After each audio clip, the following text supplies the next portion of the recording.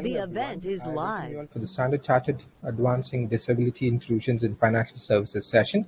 I am Sajid and I'll be the moderator for the session. A few instructions before we start. As you might know, this is an event session and you're on view and listen mode only. As a suggestion, please turn off your VPNs for better connectivity. Request you to post your questions and views on the Q&A tab, as anything which is posted on the chat is only visible to the moderator and not to the presenters. Presenter for today is Mike Adam, who is the CEO of Purple Tuesday. And over to you, Mike. Thank you. Thank you very much and welcome. As I said, I'm Mike Adams and I'm Chief Executive of Purple and the creator and coordinator of Purple Tuesday and your host today. Today is about celebrating all things disability in the banking and financial services sector. And I'm absolutely delighted that Standard Chartered Bank is the banking sector partner for Purple Tuesday this year. And the aim of today is simple: to share good and best practice in improving the disabled customer experience. And we now want to show you a very quick video.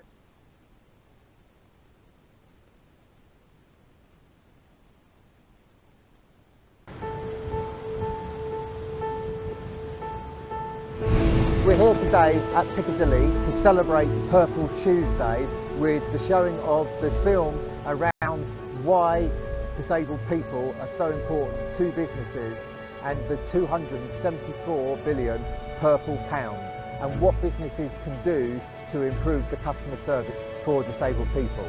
Purple Tuesday is a cause that we've been delighted to support. This is the third year now that we've supported it.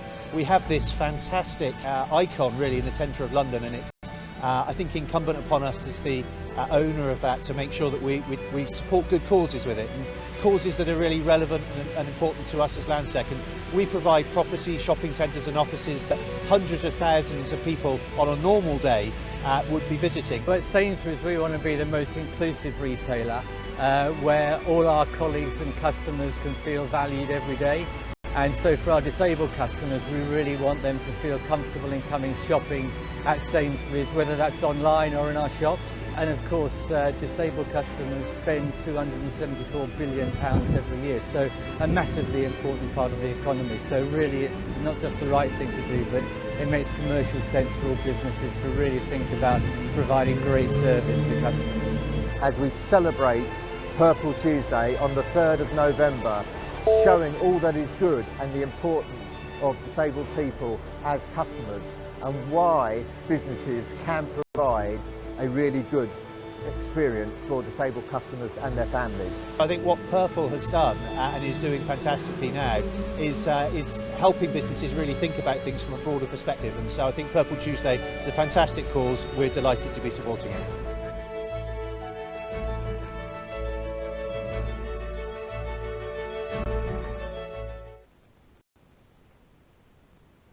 What Purple Tuesday is. It's about improving the disabled customer experience.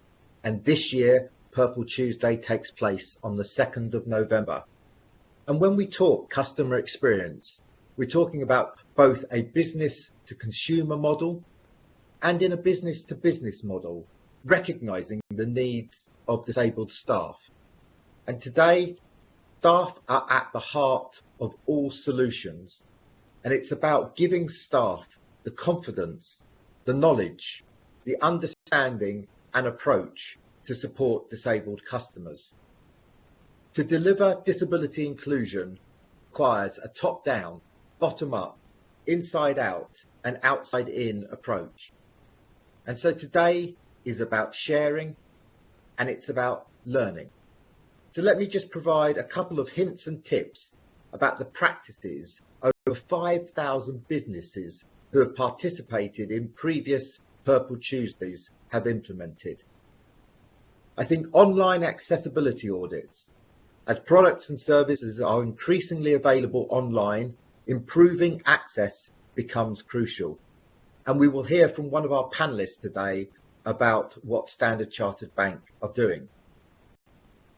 Disability awareness training, both face-to-face and virtually.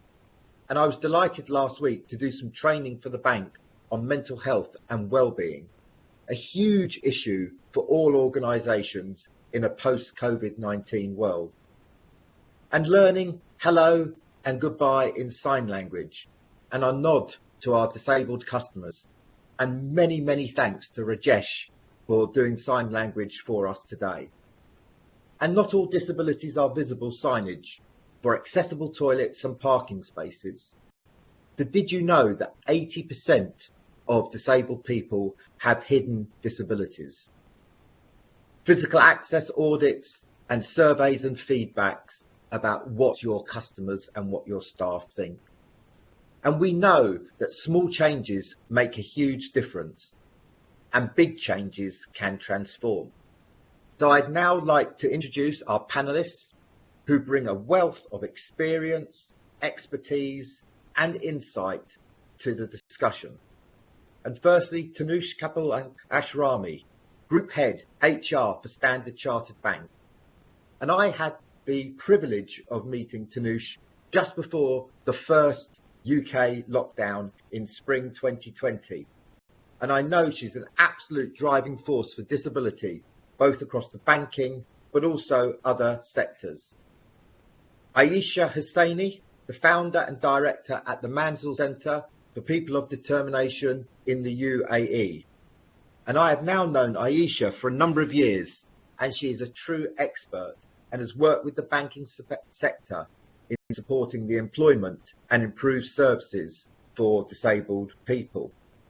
Mark Ellis, Global Head End User Services and Enterprise Technology for Standard Chartered Bank. Mark is all things digital, which will increasingly play a vital role as we start to redefine accessibility. And another Mark van der Waal, Global Head Wealth Management Consumer Private Banking Business, Standard Chartered Bank. And Mark is responsible for ensuring disability is central to the growth of the business.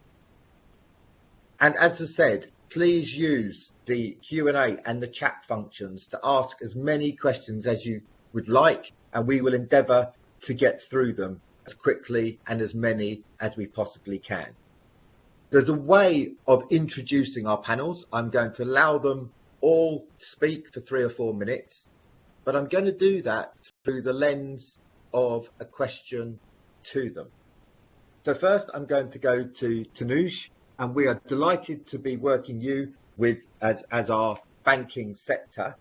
And I'm just interested in terms of the partnership, what are you aiming to achieve to ensure a future of work inclusive for people with disabilities? Thank you very much, Mike. And let me sort of start off by thanking you first.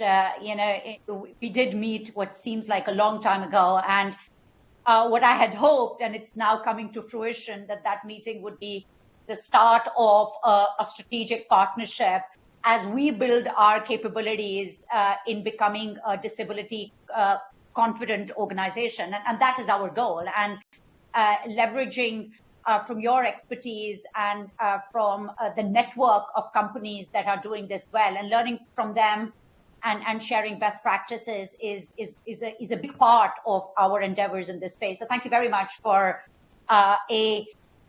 joining hands with us and also for this event today. I will start off by saying for us in Standard Chartered Bank, diversity is core to our purpose. So diversity is in our purpose statement. And we believe that one of the reasons we exist in the world is to innovate with and for our clients day to day. And becoming an inclusive organization, a diverse and inclusive organization, is a big part of that strategically. Diversity is a multi-pronged agenda for us. There are several streams that we are focused on, but becoming a disability confident organization with focus on removing barriers and increasing accessibility is a core part of that endeavor for us. Why are we doing this? Why are we focused on this? Why is disability and a focus on disability is such a big area of focus? A, because it is the right thing to do, but B, because we think it is commercially an area of big untapped opportunity for the bank. And I know Mark's going to get into it in further detail, but it's estimated by the World Health Organization that 1.3 million people worldwide, that's 15% of the global population, they live with some form of disability. If we take that statistic, for us, that translates to about 12,500 colleagues in the bank who have some form of disability. And to us, creating an environment that is inclusive for them, where they can be the best version of themselves, but also realizing that there is talent in the world that we haven't tapped into, is a big part of the strategy. So that's one statistic that really stuck with me. The other one is, as consumers, people with disabilities represent a market with a disposable income of more than $8 trillion US. And this is estimated to rise by 14% every year. And again, Mark will talk about it. That is a customer base that we want to actively engage with, and that's a customer base that we want to be part of. So both from a talent perspective and a consumer perspective, we feel that this is an area of untapped opportunity for us. We've done a lot of work. We'll come to that in the rest of the conversation. But coming back to your specific question around what is partnership with Purple Tuesday, because I think starting the conversation and creating an environment where people feel safe to be able to have these conversations is a big part of our strategy. Inclusive leadership. What does inclusive leadership feel like is a big part of the strategy. And we felt, as we did our own fact find and due diligence, that disability in its broadest sense was not an area which people knew a lot about. And, it's not just the visible, but the invisible forms of disability. And what we want to do as part of our multi-pronged strategy is to shine a light on this topic and create awareness, both inside the organization, but with our customers. And as part of that, we are really keen on this partnership with you, Mike. So that would be how I'd like to just kickstart the conversation. Thank you, Tanuj. And you are absolutely right. This is a commercial opportunity for businesses, but that commercial opportunity drives a quality of service for disabled consumers. And you tell me, anyone listening today, why wouldn't you want to deliver the highest and best standards for disabled customers that you can? And how do you do that? Well, you support your staff, you create a culture in your organization where you make your staff confident to go out and deliver the best, highest quality standard that you absolutely can. And as part of that, it is about tapping into the talent pool and making your organization representative of the consumers and the growing number of disabled consumers that you will support. And I'd now like to move to Aisha. You've worked with so many organizations, Aisha, to support them around the attraction and recruitment of people with disabilities. What do you think needs to be put in place in order to succeed? Well, at the outset, I'd like to thank you, Mark, Mike, for having me here. I probably am one of the only external people on this panel, apart from you maybe, but you're working closely in there. And in a way, I'd say that I'm not really that external because my husband has worked for Standard Chartered for a long time. And in fact, when we started Manzil, he was there. And in an indirect way, Standard Chartered actually helped us to pave the path and the course that Manzil would take regarding the employment program for people with disabilities. Because at the time, I'm talking 2005, it was before the laws were in favor of inclusion in the United Arab Emirates. And that's where Manzil is placed. We are based in the UAE. And we started with the whole mandate of inclusion, as you know. Now, of course, we do inclusion at two different levels. We do it with the education as well as with the employment, because ultimately it's the skill training that leads to the employment. And our program is called Pride. I know Pride has a different connotation and thing now, but in 2005, it was simply an acronym for people receiving independence and dignity through empowerment.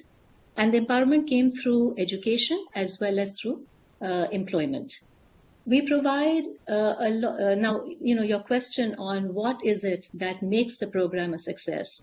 I think the key to the whole program is that it provides support, not just for the skills of people with disabilities, but also in the post-employment sector, So there are two different aspects. Now, when we look at the skills, when we first started, at that point in time, it was believed that people with disabilities would, they got training for sheltered workshops with carpentry, block printing, and making handicrafts, etc.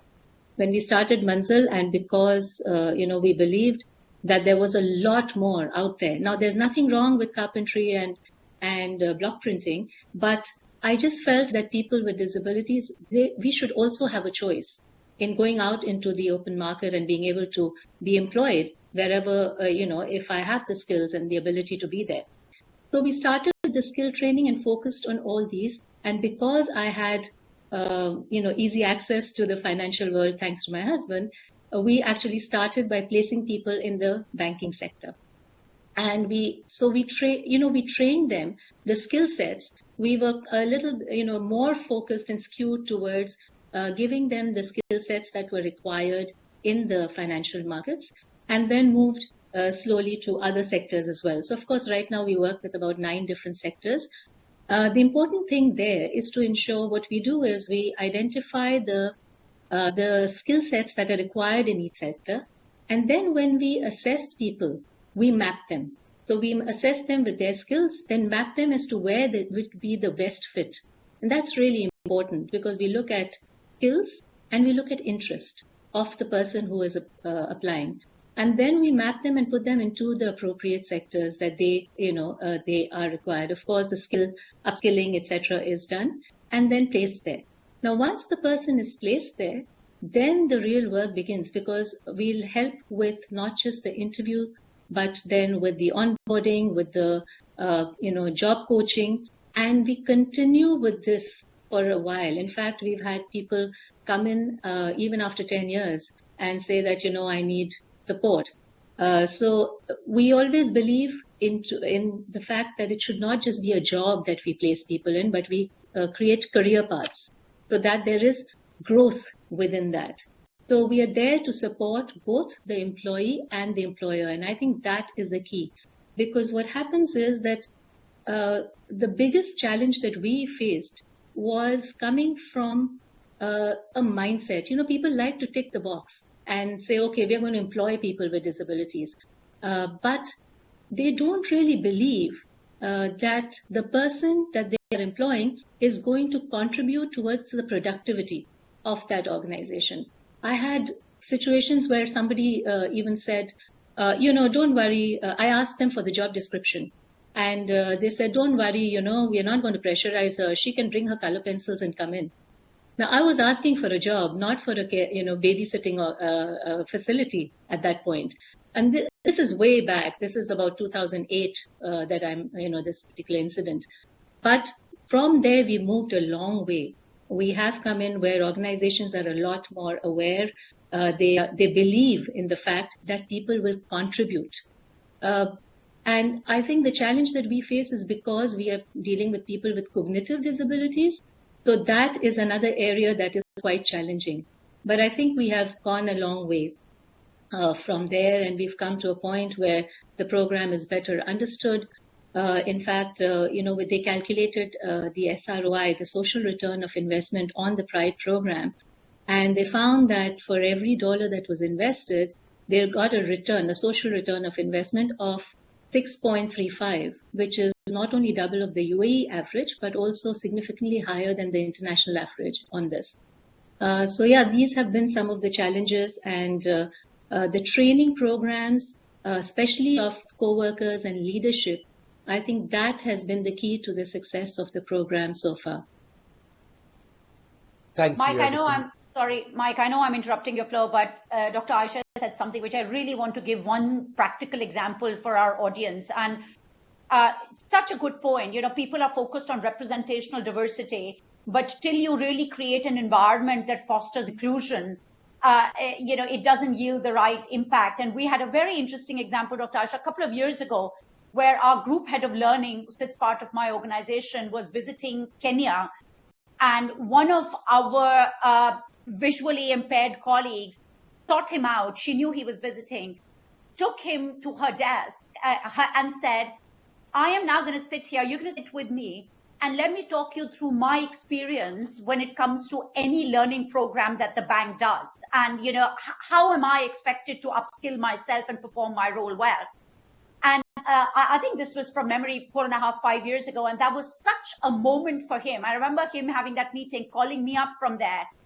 And as of today, every mandatory learning that we have in the company, which is all based around skill-based, we've got a version for our colleagues with, learning difficulties, especially colleagues who are hearing impaired. We've now done 200 pieces of technical content that we have actively gone after. And again, I talk about it, the rhetoric is important, leadership sponsorship is important, but ultimately it's about taking very practical decisions that create an inclusive environment for colleagues, all kinds of colleagues in the company. So I'm glad you raised that. And we didn't realize that your husband's a Stanchart alumni, but it was great to hear that as well. Thank you. No, thank you, Tanuja. I was actually going to come to you because just from what you said, fundamental to that individual, but their experiences has been fundamental to you because you can still remember it and you still recognize the importance of kind of leadership in these issues to make the kind of change. And going back to a point Aisha made, this is about talent. This is about tapping into talent for your workforce that will reflect your growing customer base. And don't see disabled people as just a cost to your overhead where you can tick a box. It is so much more than that. And the great thing, Aisha, that you kind of bring today is that Purple Tuesday is about organisations of all sizes, across all sectors, across all geographies. And the issues are the same. And it's how we apply that learning to our own sector and to our own organisation to improve inclusion. And certainly COVID-19 has shone a really, really strong light on online digital accessibility. And I saw something the other week that said only 3% of the top 1 million websites have the basic accessibility standards in place today. So, Mark Ellis, accessibility has historically been seen as about meeting the minimum legal requirements and sometimes and often not even doing that.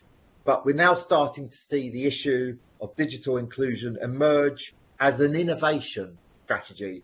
And it would be really good if you could talk about the role of organisations and how they can advance digital inclusion and accessibility to bridge the disability divide. Sure, and thank you, Mike, and thanks for the question. And I mean, if I start here, and the key word is inclusion.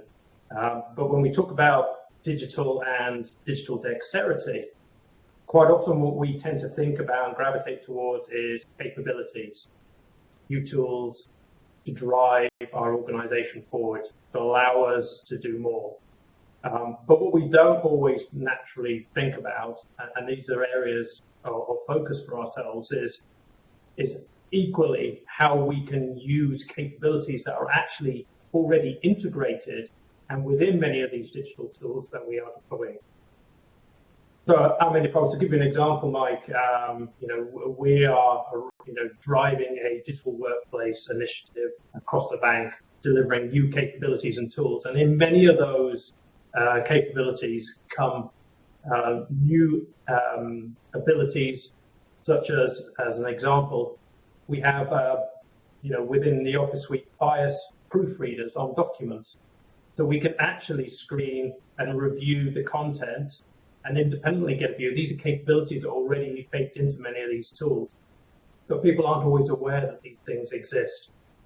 We have, for example, accessibility features inherent in our desktop and in our mobile tool, as well as the Office. We have, for example, closed captioning features in some of our video conferencing tools, so that we can actually put effectively the featured text for display. And we have that built again into the Office suite as well. And these are capabilities that are already inherent in the products and services that we're currently deployed and currently deploying. But I think the other thing that's really important here, Mike, as well, is that when we kind of think about this, we've got to look at it from many different angles. So one, which I've just talked about, which is more centered on, just even recognizing what is already there and just making sure that people are aware of it and can take advantage of it. But equally, when we think about the start of the journey, when we think about that human-centered design thinking, that ideation, taking things from thought process to solution inception, and then into the ongoing support and management and maintenance of it, that whole, what we call product management of that capability, whether it's to an internal colleague or whether it's potentially to an external client. We have to build that into that initial inception. That digital inclusion has to be part of that thought process right at the beginning. So, for example, I'm sure Mark will also touch on some of this later. When we think about our clients and online banking, thinking about things like font size, color, how does that, how is that represented from a digital inclusion standpoint for our external clients?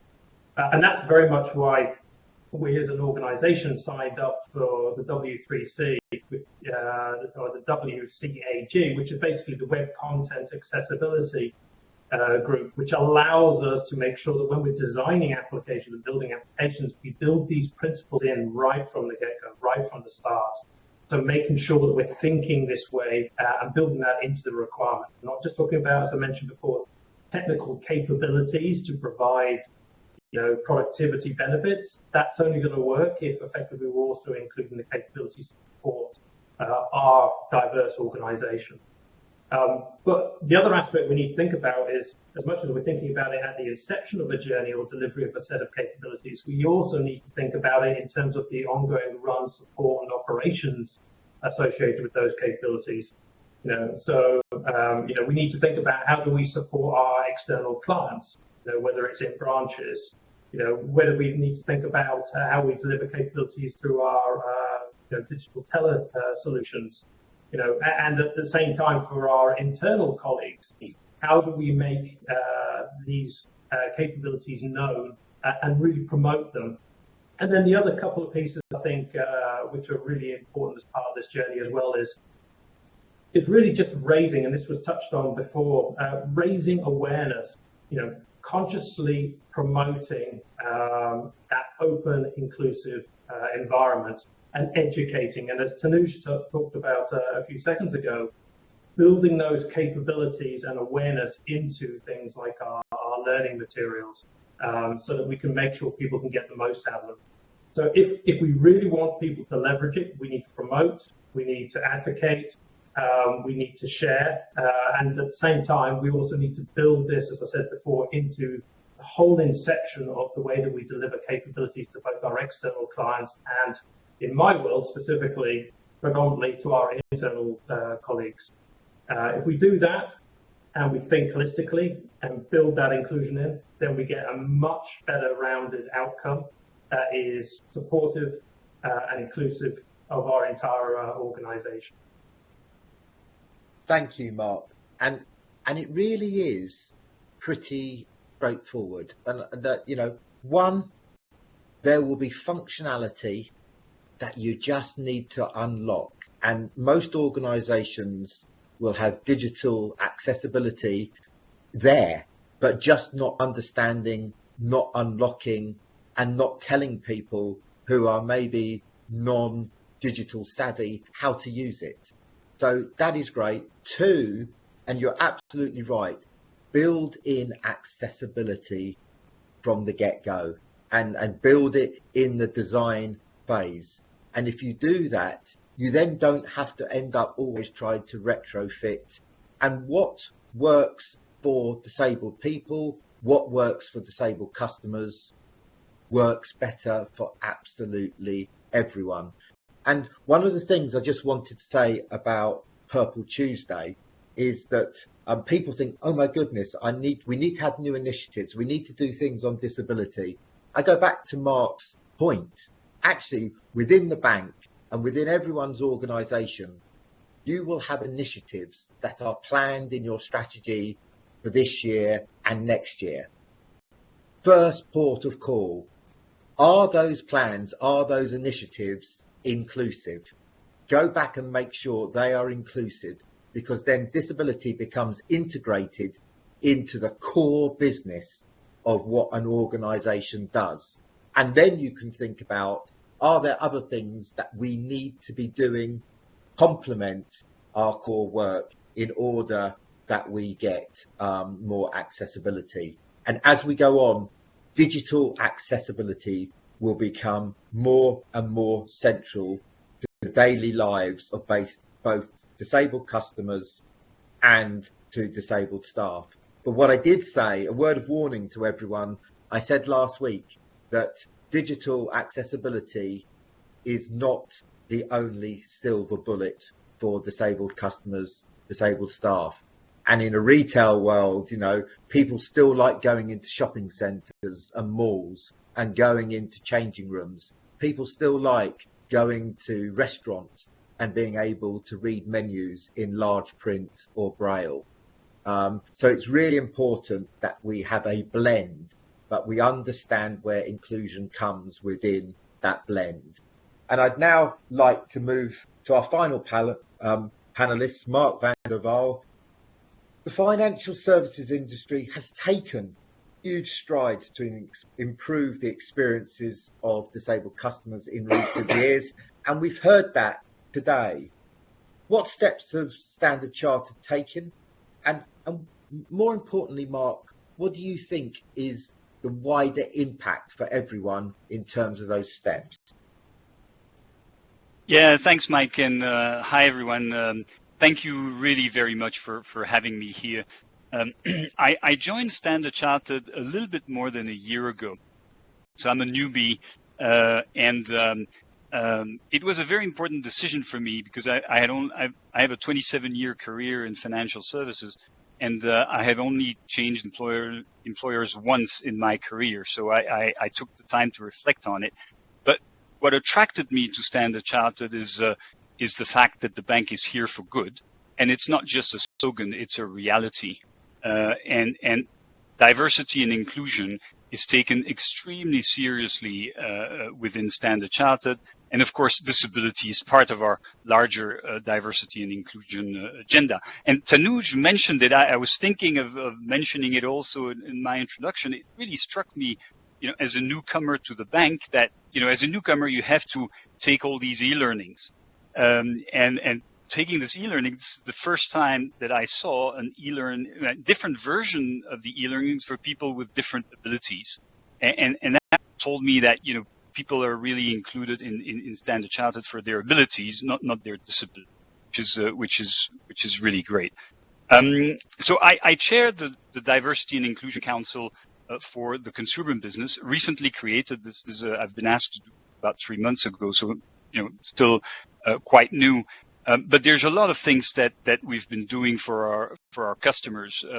Last year, every single of our market took a disability confident assessment, throughout the market, both internally and externally, and that is very useful to create the awareness, right? When you go through this assessment, you realize that you don't. There's a lot of things that you think about. And there's a lot of missed opportunity also, as Tanuj says. Business and purpose can be perfectly married, and 15% of the population, she said it, has some form of disability. That creates huge opportunities for business. And this assessment resulted in various, I think, a total of 62 initiatives across our markets, right? And it starts with designing our premises, our branches in particular, to meet meet inclusive design standards, ramp access, counters, ATMs positioned at accessible levels. In several markets, we also have an accessible a service counter for customers with disabilities. And we've also rolled out in many markets talking ATMs that allow people with visual impairments to safely, withdraw cash, change their PIN numbers. Somebody was mentioning some details that are important, right? One detail is that the keypad of our ATMs has the number 5 raised, so you can easily, people with visual impairments can easily locate the middle of the keypad. So these are just some examples that we're doing about our premises. Of course, technology enables a lot of things. So you don't, as much as people like to use physical premises, you don't always have to, and you can use our online banking services or mobile banking services. And having readable font sizes, simple things like that, enough contrast, using the right colors, and so on, makes it easier for everyone. But we're going beyond that. We're in mobile banking. We're designing voice-activated controls. So to again help people with visual impairments, and very recently there's a proof of concept that's been started in India. They call it deaf-friendly banking, to make banking services accessible for clients with hearing disability. When you think about it, if you use a call center service, for instance, and you have hearing disability, you have to go through a trusted third party, but that can very quickly become uncomfortable, of course, right? It's obvious you don't want to share your banking details with everyone. So to help clients navigate such situations better, India kickstarted a proof of concept, as I said, on International Day of Sign Languages to launch video helplines and chat services. It's for the moment it's limited to staff, because we're piloting it with 65 staff with hearing disabilities. But it's just an example of how video technologies can help people communicate through sign language as we're having now. So and maybe one final example also that's happening again in India, in branches in Delhi and Mumbai and Bangalore, is to train our service managers in the branches on basic sign language, for them to be able to communicate with hearing impaired clients. These are pilots or examples of things that are going on. Thank you, Mark. And these events are really, really important, but they're only important if the people who are watching and attending go away and then do something themselves to make a difference for their disabled colleagues and their disabled staff. So I'm going to put the challenge, Mark, out to everyone today to learn hello and goodbye in sign language, to use on the 2nd of November on Purple Tuesday to support those with hearing impairments and those who are deaf in all our communities.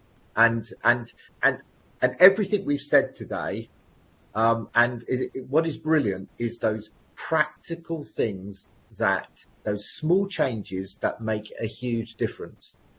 Talking automated kind of cash points, making sure that the buttons, you can navigate your way around the buttons if you have a visual impairment.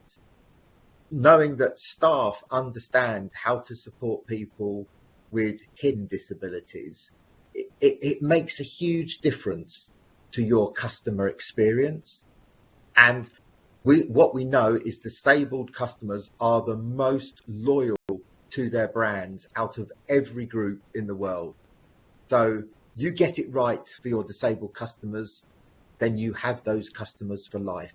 So it's really, really important.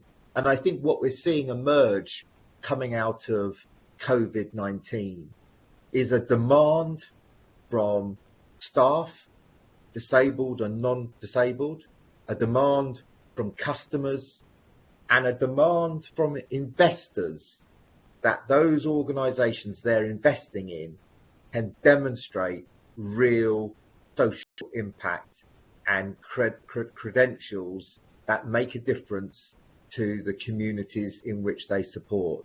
So I go back to the point, this makes commercial sense and it makes social sense as well, and why everyone should be involved in Purple Tuesday, because it's great for your customers and it's great for your staff. Don't forget, 50% of staff either have a disabled relative or someone who is disabled in their close network. And why would you want to work for an organisation who treated your auntie, your grandma, your niece, your nephew different to anyone else purely and simply because they had a disability? The answer's no, you wouldn't. And that's why we need to use this as a platform to move forward. We've talked generically about disabilities, and I just want to take a little deep dive into different impairments. And I'm going to come to you, Aisha, first. We're really interested to learn how we can design neurological diverse workspaces for people like ADHD and with autism and OCD. And what are the key things that employers need to consider, both for their employees and also for potential customers? So, Mike, I think the most important thing is an awareness that is there at the very basic thing. It's important that when we talk about awareness, it is awareness at all levels. So when we place people in organizations, we are looking at working with the co-workers. It becomes really important to talk to them and understand what the needs of a person who has, who needs some accommodation. What are those specific to the person being placed? You're looking at line managers, and more important, and then ultimately at the leadership as well. So bringing that into the environment. Now, there could be things that, of course, we have physical accessibility, which we are always, there's a lot that's going on, technological accessibility, and most places are now doing that. But the social and the mind change is very important, number one. Another area that we have to look at is not just what are the differences that you bring in the environment. For example, someone with ADHD needs to be focused. Okay, can we just get them headphones so that, the surrounding sounds don't bother them? So, things that are specific to an individual, those things can be done. But the mindset change is, again, very, very important. When we place people in there, and as part of our job coaching, not only are we looking at, have they really understood what is required from them? How are the instructions being given? Because you're talking about people with cognitive, differences. So understanding those things and really going into a deep dive into those kind of issues. Then what happens during lunch hour? Are they actually being invited to come and sit with a group of people, or are they eating on their own? What happens after work hours? Are they invited to a party, or are they not? Because those are the areas where there are no policies by the organization, which say that you must invite your coworker to a movie on the weekend. But does that person, because you see our workforce goes beyond just the hours in office, particularly with COVID. COVID has taught us, when we are remote working, the biggest issue that we had was mental, health, that we were, and loneliness. Our students and the people that we had placed were on nobody else's phone book. So they didn't get WhatsApp to say what's happening, how are things going. Yes, they got the instructions, they were a part of the group meetings, And even there, they were not actively involved, and no one was trying to involve them because, nobody knew how to do these things. So I think these are very important points that we have to make. And this is when there's a mindset change. I've always said, and Standard Chartered, I congratulate them, that on our panel, we have the head of HR and not the head of CSR. The shift from CSR to HR is what I have been screaming about for years, saying that when you talk about disability, everybody directs me to the CSR department. And that is the change that we have to make. We have to get into HR. It's part of the policy. It's part of the ethos. And it's so those are important things when we are looking at placing people and making it truly inclusive.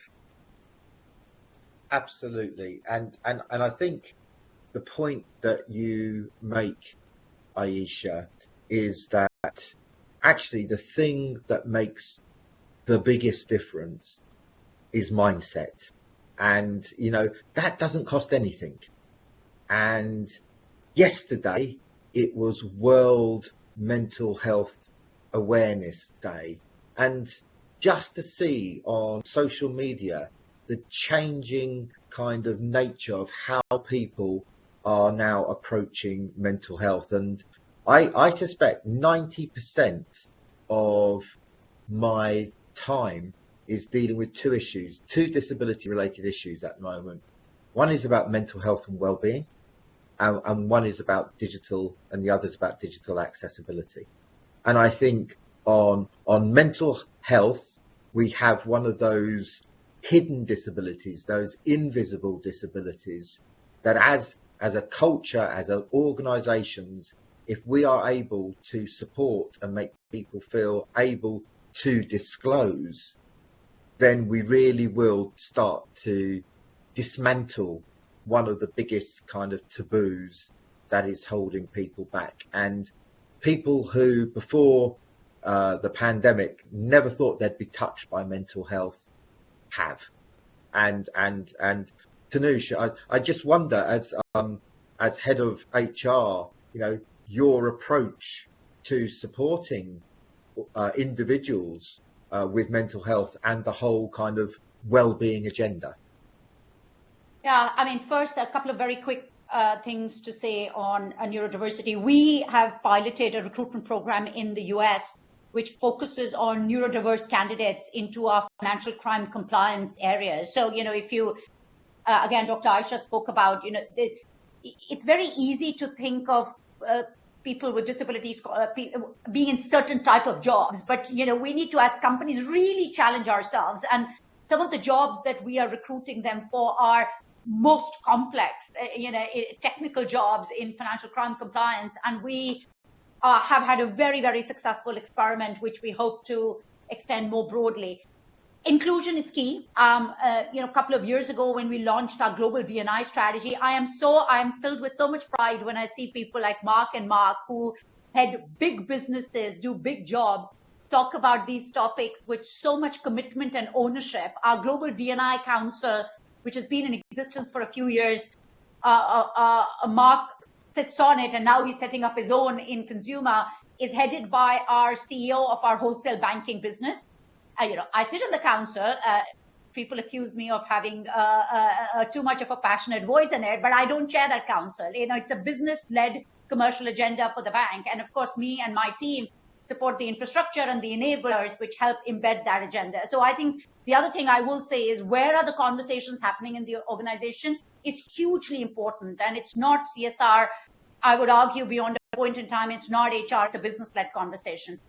The last piece I will say is, very early on in our journey, we spoke about inclusion, because, to me, I'm obsessed about the fact that representational diversity takes you to so far. You have a quota for women, quota with colleagues with disability. If you don't come to the softer inclusion measures that Dr. Aisha speaks about, we can't make progress in this journey. And we had an inclusive leadership program, which we got all our people leaders to. So as of date, 94% of our people leaders have been through inclusive leadership. We then have a program which is When We Are Included, which is for all our colleagues. 18 to 20,000 of our colleagues have been through it. A lot of people tell me, oh, the unconscious bias training doesn't work. And I say, yes, if the only thing you're doing is unconscious bias training, it doesn't work. But I think the point around awareness around inclusion is key. When COVID struck, we came out with our toolkit for all leaders on inclusive leadership. And we took a decision in the spirit of being inclusive to put it on our SC.com website. It was in the last 18 months, the most downloaded piece of document on our SC.com website. And in inclusive leadership, we spoke about the impact of COVID on colleagues, on different types of colleagues, including colleagues with disabilities. So, as people leaders, if you have people with disabilities in your team, what do you need to be aware about? What is it that you need to do? How do you reach out to them? How you engage with them? And, the reaction to that was hugely sort of positive. So that's more broadly. Mental health is a key part of it. We launched our mental health first aider program internally. And our commitment is that we will have one fully trained mental health first aider inside the company for every 10 colleagues in the company. And to me, and we're making really good progress. We are not anywhere close to my ambition and target, but we will get to it. So of course, we have employee assistance programs, then you provide counseling services. But this idea of we want to create a community inside the company of trained mental health first aiders who colleagues can go to, and is a big part of our strategy. And again, I will say this, a lot of it comes back by removing the stigma around mental health. And I always say this, that COVID has, one of the advantages of COVID, one of the few advantages, that the idea of macho leadership is over. And what we are trying to do, starting with our chief executive, is showing that vulnerability, making it normal to have these conversations, removing the stigma, which in many of our footprint markets still exists, in Asia, Africa, Middle East. There is still a stigma around mental health, trying to normalize it in the workplace, and then have more targeted initiatives like mental health first aiders to support colleagues who are going through various stages of mental illness. So I'll take a pause there. Absolutely. And that is exactly exemplifies what real disability inclusion is and the approach. And I go back to a point I made earlier. To do this properly, it needs to be top down. It also needs to be bottom up, and your staff on the front line need to feel confident and empowered to have the conversations with your customers and other staff. Because if they don't, they swerve the conversation altogether, and the quality of the customer service or the workplace experience becomes then detrimental. But it's top down, it's bottom up, it's outside in, and the way a company portrays itself and its brand and it's what it does on a day-to-day basis matters. And inside out, the relationship with your supply chain and the people who work with you makes a huge difference. And increasingly, that is what investors are going to expect, that's what staff are going to expect, and that's what your customers are going to expect. And quite frankly, how do you, in a world where recruitment and talent is becoming increasingly difficult, actually, you will attract people to your organization because they will want to work for a bank and those in financial services that reflect who I am. Customers are increasingly wanting to spend their money with organizations that do disability, do inclusion, and do diversity, and are not just about ticking boxes. And I go back to a point I think one of the Marks made earlier about a closed captioning in your conference tools and in your online digital kind of communications that opens up the world for a whole community. But the reality is all of our videos now are captioned, one, because it's the right thing to do, but two, because people watch it in big open offices or on public transport as they come to and from work. And actually people are watching videos, people are watching films. I've always been told not to go more than 1 minute, 34 seconds. Otherwise people switch off. But actually, if you've got captioning, people get the messages as well. So what works for disabled people works for everyone. And I think if we take that away, then we really can take it forward. And just as an end, I want every panelist to have kind of 30 seconds to give one piece of advice to people watching this today who are starting out on their journey. What would that one piece of advice be? And I'm going to come to you first, Aisha. Well, I will probably be repeating myself on saying that I think we need to change our mindset. We need to look more broadly. And like you said, what works for disabled people works for all. So if we keep that, it makes business sense. It makes sense in every possible way. Fantastic. Thank you. Mark Ellis, the same question. Thanks, Mike. I would say the most important thing, since we're talking about inclusion, is to include that diversity, as I said, as part of that initial ideation and that solution creation. So if you're embarking on the journey to create new capabilities, make sure you've got the voice of the customer, representing all of your customers in that solution creation. Because if you get that up front, you get those requirements and you get a much better enriched outcome at the end of the day that basically services the needs of all of your organization. Thank you. And Mark van der Waal, same question to you, please.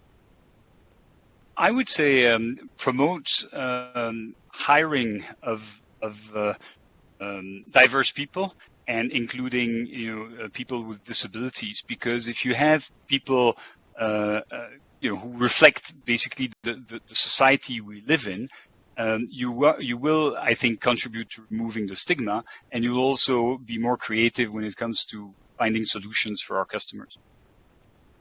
Thank you. And I am going to give the last word today to Tanush with her one piece of advice. But just before I do that, and for her to say thank you to everyone, I just wanted to say thank you for a great session. And I'm going to ask you to do two things. One, I've already asked, which is to learn hello and goodbye in sign language for Purple Tuesday on the 2nd of November this year. And two, disability is global. And so on the 2nd of November, our sign, our way of kind of conveying Purple Tuesday is to give the thumbs up.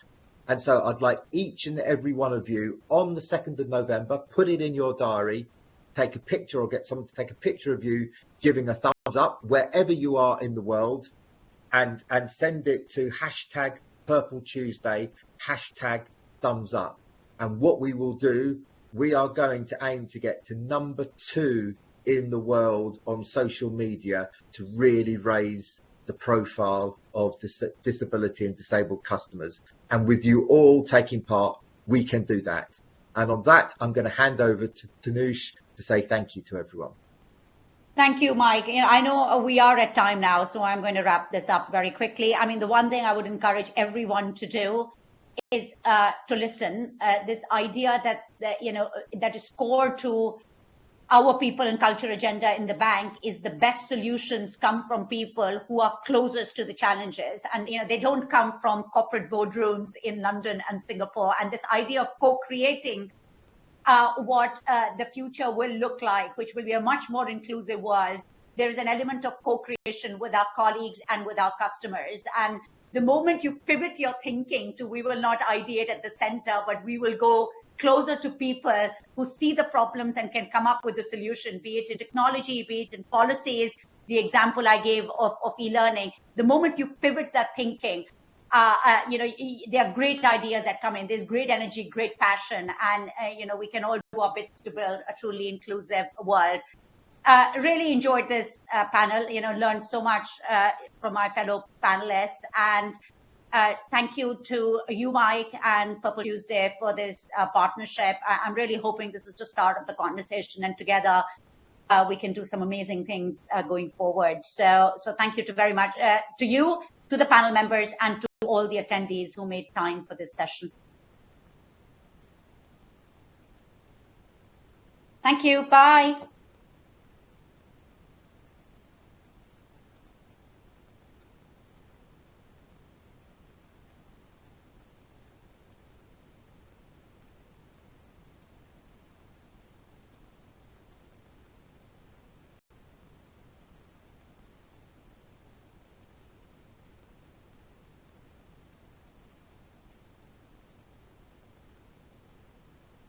Thank you, everyone. That was brilliant. No problem. Thank you, Thanks, Mike. And we'll be in touch on the other things that you mentioned. Yeah, thanks. Absolutely. And Thank I you, look everybody. forward- Bye-bye. I look forward to seeing you, Aisha, in Thank Dubai you. in December. I will.